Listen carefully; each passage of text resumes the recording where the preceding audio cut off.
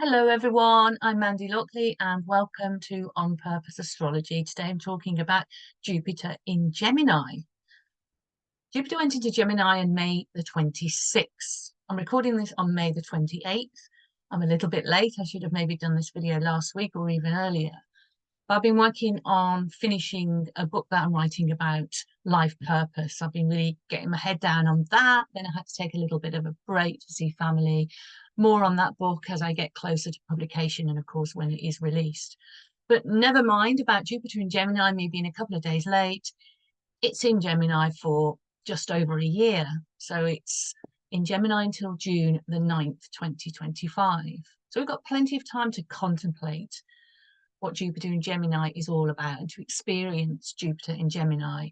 I've called this video Hope, Belief and Honesty. Hope and belief and optimism and expansion and all those themes are Jupiterian, which I'm sure many of you, most of you, or even all of you are familiar with. Honesty, because Gemini is about ideas, what we say, what we think, our mindset and how we express that. Gemini is about two sides. It's a dual sign. It's the twins. There's two sides to everything. So what more can we say, really, about Jupiter in Gemini? Well, a lot, actually. There's always a lot to say about Jupiter. Jupiter expands everything it touches, grows everything it touches. So it's about growth, personal growth. If we're looking at personal astrology, it's about personal growth. It's also about our personal morals, ethics, belief, our faith in the world, even our religious faith, our faith in the knowledge and the wisdom that we possess, faith in ourselves as well. It's all about faith. Gemini is about facts and details. Jupiter, when it's in the sign of Sagittarius, which is the sign where arguably it's the most comfortable because Jupiter rules Sagittarius, then we can take the bigger perspective, we can broaden our horizons, we can take a step back and look from the outside in.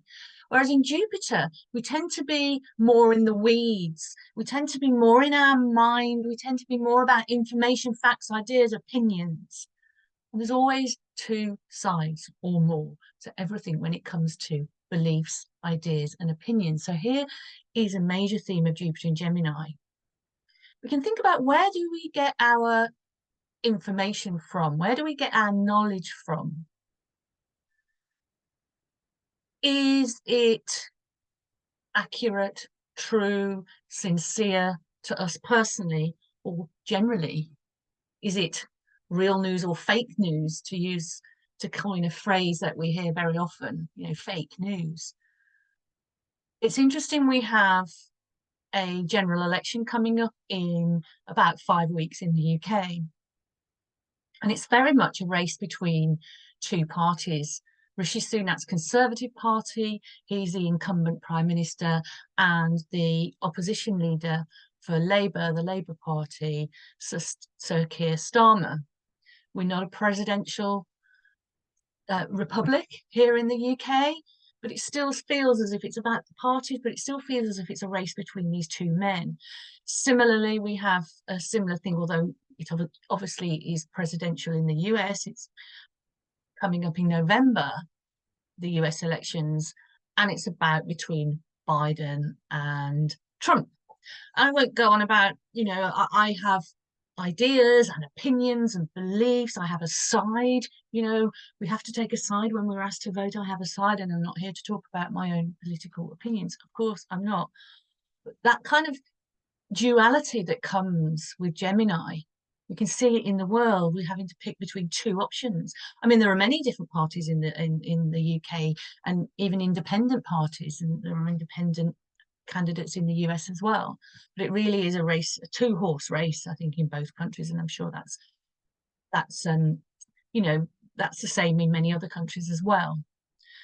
So that duality, as to pick a side. Are you on your own side? Jupiter and Gemini, it's asking, are you on your own side?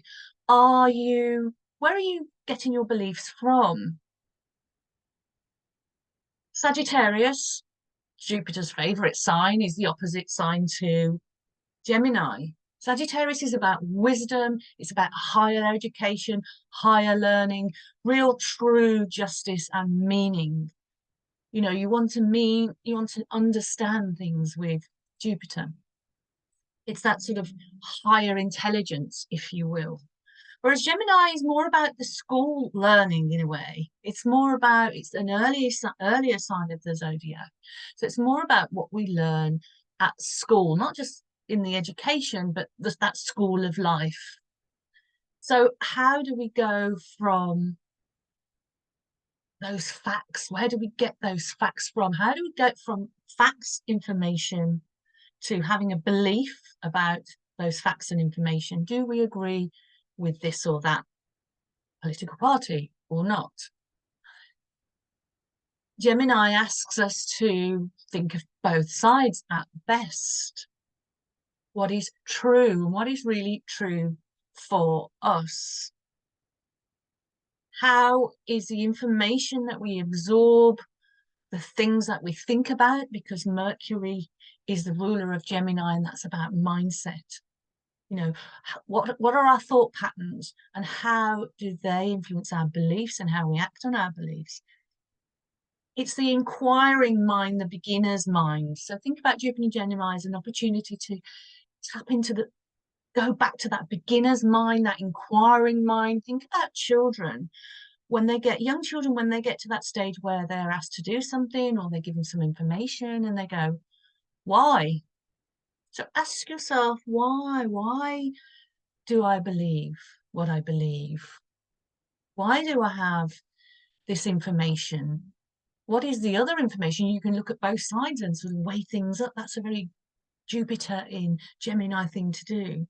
It's about having an open mind, keeping an open mind and being curious. Ask, where is this information coming from? Also, we can ask, what is the intention of the information that's being given to us? You know, in any direction, whether we're at school or university or in the workplace, values is a really important thing for Jupiter as well. So where do we get our values from? Do we get them from what we've been told, what we've learned, our culture, our religion, our family, our schooling? Are we having to, you know, suppress our own core values to meet the values that are required for the kind of work that we do? So what is the intention of the information and the facts, the so-called facts, but also the ideas and the opinions? What is the intention behind those when they are presented to us?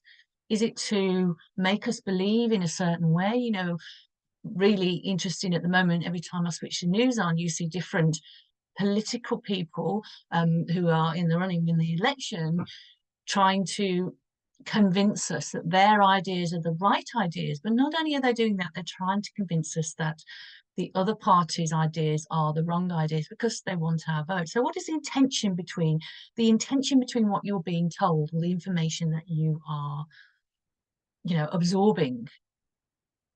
What are your biases? What are your own opinions?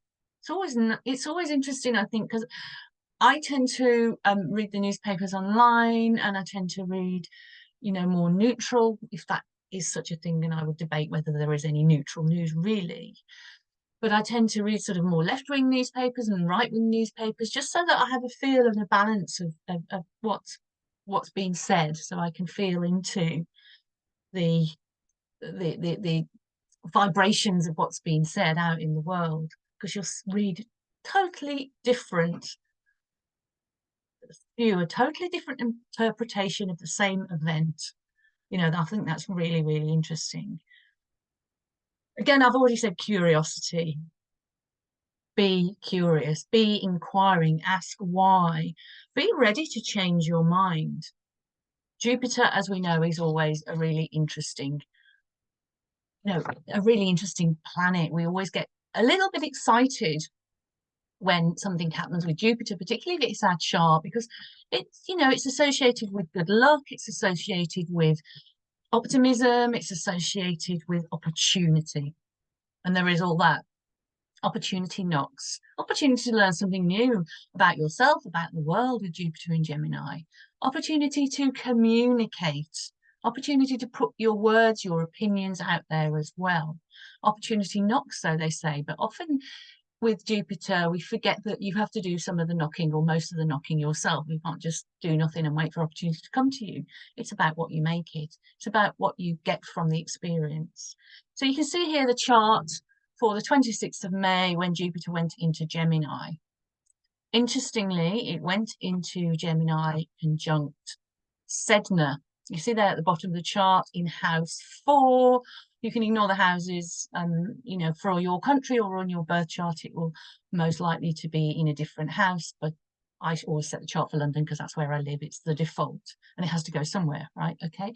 But it's conjunct. What's more important is that it's in conjunct Gemini. Now, if you're new to this channel, you might not know much about or anything about Sedna.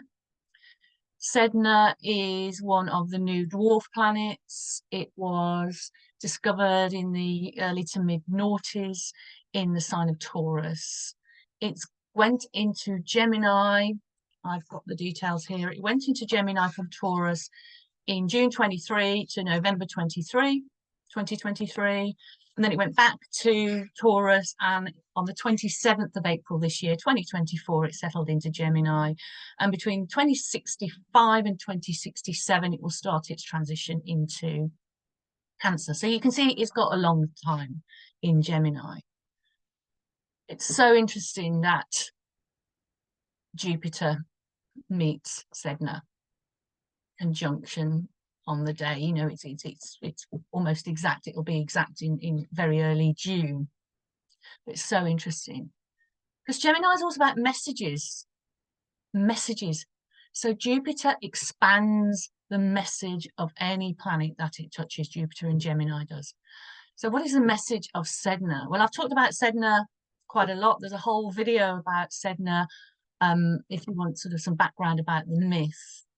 But basically, the myth of Sedna, she was an Inuit goddess. She was an Inuit, you know, mortal lady, mortal young woman who was married off by her father, and her husband abandoned her. Her father went to bring her back to her village in his canoe, and there was a storm at sea, and he sacrificed himself. The father did, to save himself. She tried to get back on the boat. He cut her fingers off so she couldn't climb back onto the boat. In the end, she had to surrender. So it's about, one theme is kind of about abandonment. But I see it as the abandonment of the patriarchal system. So this is one message for Sedna. But also she had to surrender to transforming into something else. And what she transformed into was the goddess of the deep oceans and the protector of the marine animals. The fingers that were cut off also went down into the deep ocean and transformed to the beautiful creatures of whales, dolphins, turtles, etc.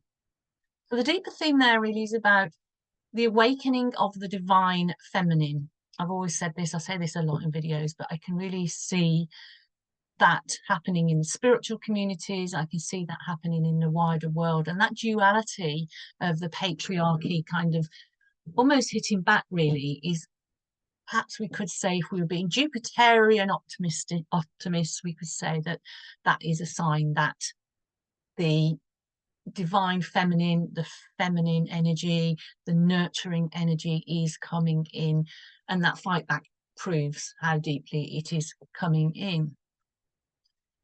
And when I say the feminine, I'm not talking about male versus female. I'm talking about the divine, the balance of the divine masculine and the divine feminine in all of us and in the world, that we need to protect the ultimate divine feminine that we have access to every day. And I can see it as I look out of the window here at home, and I can see the garden and the trees and the rain falling down. It's Gaia.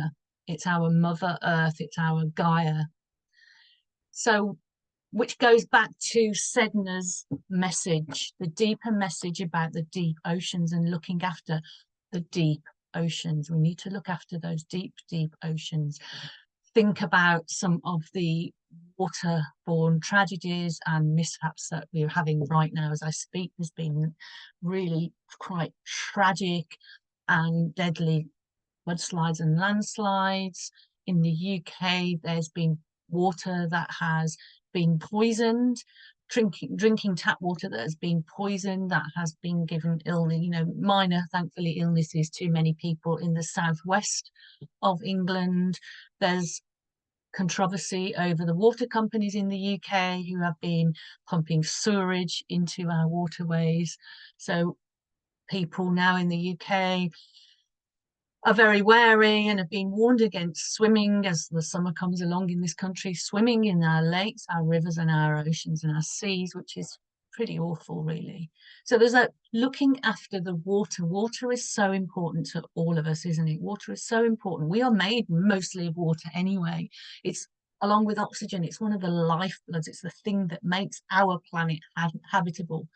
So Sedna, I think, here with Jupiter is trying to remind us that we need to look after it. We need to look after our water and more generally environmental. We've already got climate change, which means it's getting wetter and warmer. Tornadoes and tempests are getting more tempestuous and they're getting bigger. But we also see as well, when you look, as if to sort of bring home that message, you can see in house 1 here that Pluto, which is at 1 degree, it's 1 degree, nearly 2 degrees of Aquarius, is trine. That's Jupiter and Sedna. And Neptune in the watery sign of of Pisces is also in a sextile to Jupiter and Sedna here. Poseidon, the king of the oceans, Neptune, in the water sign of Pisces. So that's sort of telling us that we really need to look after our waters. We need to look after our waterways.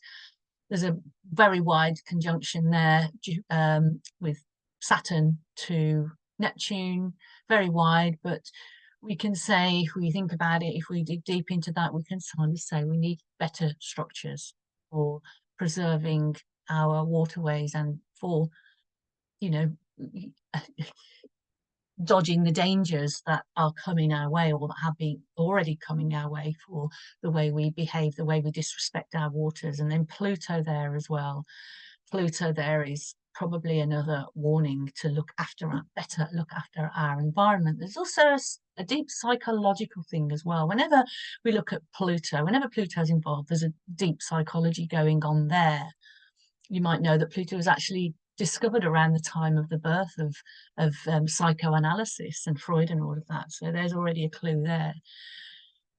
Gemini, we've got Sedna and Jupiter in Gemini. And as I've already talked about, it's our mindset, our messages, the things we think about, our opinions. So there's a chance here as Jupiter goes into Gemini to think very deeply about our biases, very deeply about our opinions, very deeply about where they're coming from. And that connection there with Neptune in Pisces takes us right into the subconscious. The subconscious is associated with the water element. That dream state, we often meet our subconscious in our dreams. It's about what's going on under the surface. And we've seen that under the surface, we have the goddess of Sedna, the goddess of Sedna. So there's something unconscious, that unconscious patterns that we kind of play out. So we have an opportunity here with this connection between Jupiter, Sedna, Neptune and Pluto to really dig deep into our own subconscious. Where do we get pay attention to the dreams that you have. Where do we get our information from? Where do we get our ideas from? Where do we get our opinions from? Where are our unconscious biases coming from? How do we notice our unconscious biases? It's about paying attention to those little thoughts that come in. I mean, it's a perfect time, really, when you see so many different opinions. You switch on the news here in the UK, and I'm sure it's the same in America and other places, particularly at fraught political times, which we're going through as a world. You can see lots of different opinions by different people. pay attention to the emotions that come up. You know, we don't think of Gemini as a particularly emotional sign, and neither do we Aquarius, which is the sign that Pluto is in. But certainly we have that Neptune in Pisces there is very emotional. It talks about our emotions, often the emotions that we hide deeply. So when you're listening to opinions, any opinions, not just opinions on the news, just think about try to think about what feelings that brings up in you, what thoughts and feelings come up. And that's a good clue to sort of where your unconscious beliefs lie. And as I say, Jupiter is all about those unconscious, all about beliefs and faith. Where do you put your faith and trust? Perhaps it's time to put our faith and trust more in ourselves if we can, rather than faith and trust in something else. It's about growing into our own, you know, a big major theme that's been going on for a long time actually is growing into our own sovereignty, about trusting ourselves more. So what's happening as Jupiter progresses? Well, interestingly, we're going to have, and I've got the dates written down here, from sort of the second half, or maybe, you know, maybe just in the second half of July, we have coming into orb Jupiter Square Saturn. Jupiter Square Saturn. I'm reading here because I never remember dates exactly, so I've had to write them down. But we have an exact Jupiter Square Saturn on August the 19th this year. And I'll tell you what this all means shortly. Then we have another one on the 24th of December this year. So just around Christmas time, around the holiday period, we have again Jupiter Square Saturn. And then finally, we have a third exact Jupiter Square Saturn in June 2025, by which point Jupiter's gone into Cancer and Saturn has gone into Aries by that point. So this is interesting. So we've got those exact dates, but in terms of the orb, really, we have a year. We have pretty much a year of this Jupiter Square Saturn. Now, if you've been following astrology, or you're a professional astrologer and or a student of astrology, and you've been following Jupiter and Saturn, the Jupiter and Saturn cycle, you will remember that Jupiter was conjunct Saturn on the 21st of December 2020. See there in the chart, nice little pictures here of Jupiter and Saturn as well. Bit of extra illustration, which is always lovely. Always trying to over deliver with Jupiter, but don't go too far over delivering. You know, with Jupiter, another thing about Jupiter is you can kind of take on too much and think too much is possible, which takes me to the major theme of the Jupiter Saturn cycle. So as I said, we've got the Jupiter Saturn square coming up, and it's the first square since the beginning of the current new cycle, which started, as I said, in 2020, and that's the chart we're looking at now. So what does this cycle mean? So what are the themes of the Jupiter-Saturn cycle? Well, it's basically, if you think about Jupiter and Saturn, Jupiter, as I said, expands, right? Saturn is the opposite in the sense that it constricts. So we can look at that as quite a difficult dynamic between those two planets, but a better way of talking about it is, better way of thinking about it really, is that Jupiter awakens us to the possibilities, the opportunities, the ideas, the ideals even. Jupiter is an idealist planet. The ideals and the potentialities. So we come up with ideas, right? Whereas Saturn does restrict us because Saturn reminds us that we live in a material world. So it's really about how we manifest those ideas in this material world that we live in. So the book Mundane Astrology, it's called Mundane Astrology, is mundane astrology, if you don't know, is astrology of the news, but this is very, the news and politics and the world astrology, basically, and world events, etc., even climate stuff as well, etc. But it says, this is to quote from this book, the Jupiter Saturn cycle is about the purposeful, structured, and responsible social growth, which is the Saturn, and how the ideas, potentialities, optimism feed into that. So what is the end result? So it's about the result. It's very much, when you have Jupiter and Saturn together, it's very much about purpose. And as if you've been listening to me for a while, and I mentioned at the beginning, I'm very interested in life purpose, not just generally, and my book is about generally how to find and start to manifest your life purpose. But in astrology, the astrology chart can be very, very useful and interesting when it comes to what your purpose is. Gives you lots of clues. Anyway, if I digress. Why have I gone back to this chart for 2020? As I've already said, it's because it's the start of the cycle. It's a really quite important start of the cycle. So we can think back to around towards the end of 2020, think about what was happening in our lives and what was happening in the world then. How we had ideas, how we saw potentials, how we saw opportunity. What did we do about those ideas and opportunities? When the square comes along, which we've got coming up very, very soon, and it's going to be with us for a year, so it gives us plenty of time. It's the first square of this cycle. So it's the first major aspect of this current Jupiter-Saturn cycle. So it's time to take stock. We will start to see how much progress we've made since 2020 on some of these ideas and potentialities and these opportunities that we've been presented with, or we might have gone out to look for, if we have at all. So it's time to make adjustments. We will see the results of some, and not the total culmination, but the results of it. So that's a good time to do that. On the more kind of broader level, this Jupiter-Saturn conjunction, as you can see, it's in Aquarius. So it's in the sign that Pluto is now in. This is important because this Jupiter-Saturn conjunction in Aquarius marked the start of a cycle of Jupiter-Saturn conjunctions, which happen, by the way, every 20 years. Every 20 years we get very predictable. Every 20 years we get a Jupiter-Saturn new conjunction, so the start of a new cycle. But from 2020 all the way through to, I don't know, more than 200 years in the future, all of the Jupiter-Saturn conjunctions are going to be in air signs. So this one in Aquarius, the other air sign, of course, of Gemini, and of course of Libra.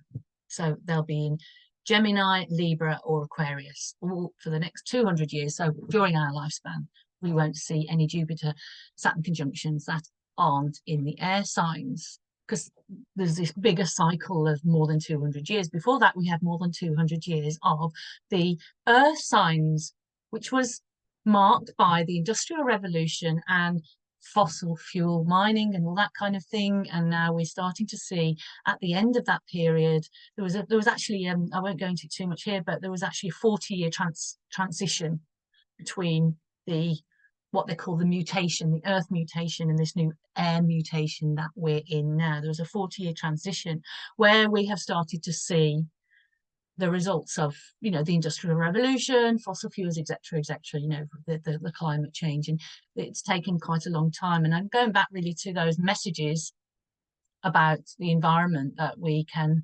probably posit from this Jupiter in Gemini conjunct Sedna. So there's lots to think about. There's lots to think about where we go from here.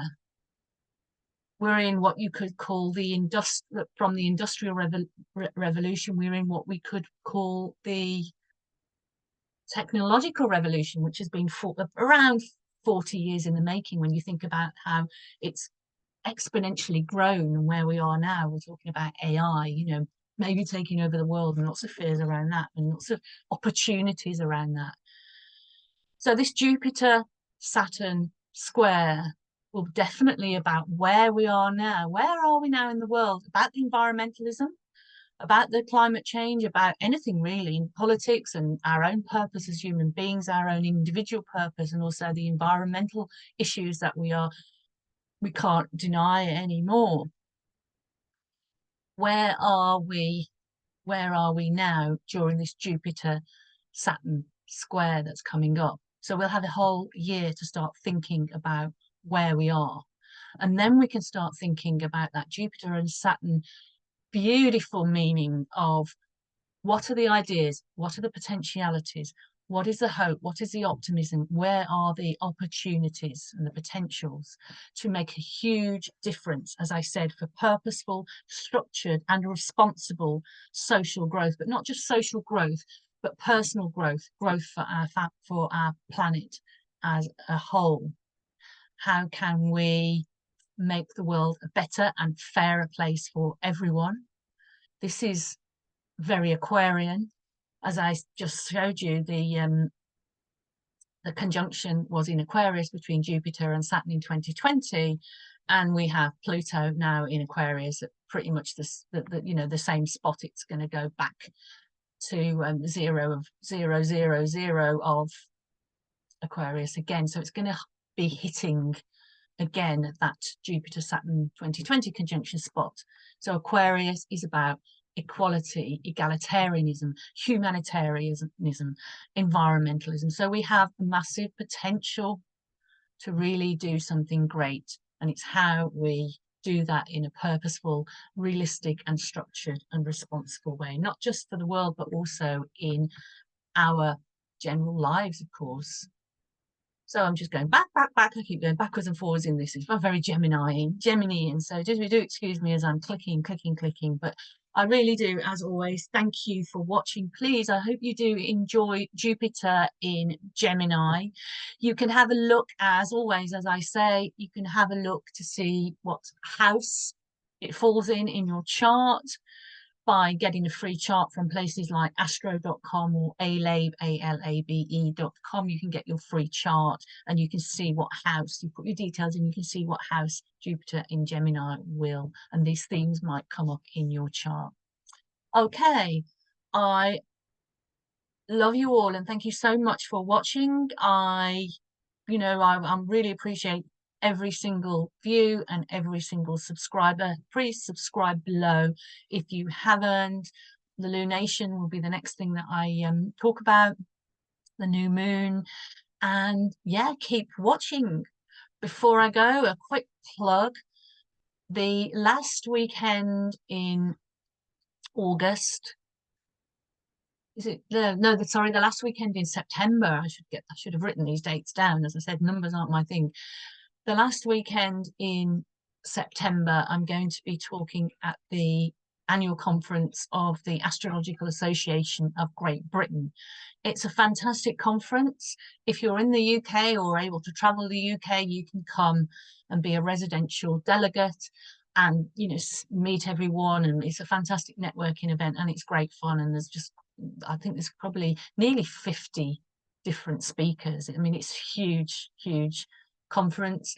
It's also online, so everything that happens in person you can also watch it online. You can watch all the talks by all the speakers live, and there are various different tracks, so while you're actually watching it live you can't watch everything, but you will, I think they do let you, they give you a period of time, I think it's 90 days, where you can actually go back and watch all the videos that you've missed, because it's always, whenever you go to these things, it's always difficult. You don't know what to pick, and then you pick one thing and it's good fun, and then someone says, oh, you've missed the great thing. And anyway, if you are interested in